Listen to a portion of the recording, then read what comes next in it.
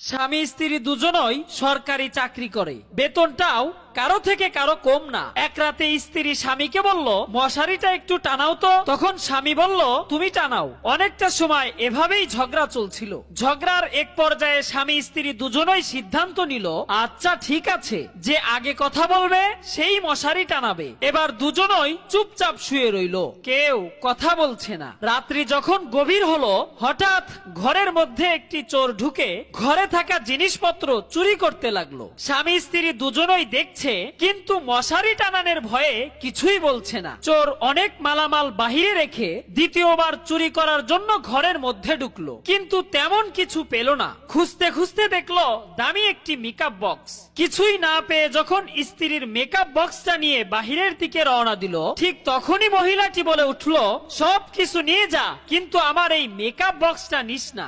সঙ্গে সঙ্গে স্বামী বলে উঠলো,